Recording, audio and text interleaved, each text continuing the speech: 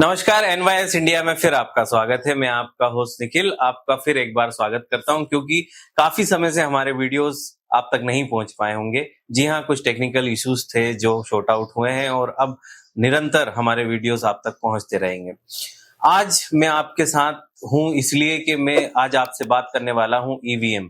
जी हाँ, ईवीएम के बारे में। ईवीएम यानी इलेक्ट्रॉनिक वोटिंग मशीन, जिसका जिक्र आए दिन हम लोग सुनते हैं। चुनावों के करीब आते ही एक बार फिर ईवीएम का मुद्दा उठा है। सुप्रीम कोर्ट में याचिका दायर हुई है। जो आज चूंकि हमारे देश में आम चुनाव भी अनाउंस हो गए हैं। आम चुनाव मतलब जिसको हम लोकसभा चुनाव बोलते हैं। लोकसभा चुनाव के भी तारीखों का ऐलान हो चुका है। विपक्ष लगातार ईवीएम के विश्वसनीयता पर प्रश्न उठा रहा है। ईवीएम हटाओ, देश बचाओ। ईवीएम हटाओ, बैलेट पेपर लाओ। ईवीएम हटाओ, संविधान बचाओ। क्या आप जानते हैं कि ईवीएम की शुरुआत हमारे देश में कब की गई थी? जी हाँ, वो साल था 1982।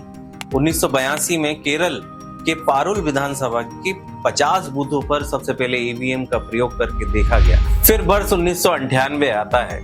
मध्य प्रदेश एवं राजस्थान की 5-5 विधानसभाओं में और दिल्ली की 6 विधानसभाओं में इसका पहली बार फिर प्रयोग किया गया। फिर 1999 में गोवा ऐसा राज्य बना जिसमें पहली बार पूरे राज्य की जो वोटिंग हुई वो ईवीएम के द्वारा की गई। फिर आता है 2004, जब हमारे देश में आम चुनाव, जी हाँ, लोकसभा चुनाव जो आज हमारे देश में होने वाला है, आम चुनाव 2004 में, जिससे पूरे देश में किया गया। फिर आता है सन 2009।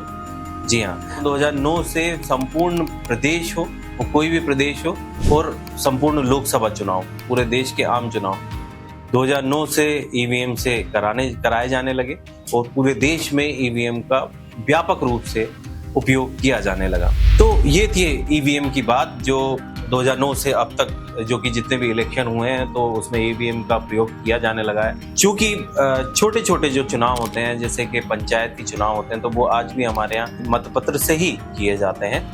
लेकिन उसके बाद जो चुनाव, उसके ऊपर जो नगर निगम या नगर परिषद के चुनाव होते हैं वो ईवीएम से ही किए जाते हैं। तो ये थी हमारे द्वारा दी गई छोटी सी जानकारी।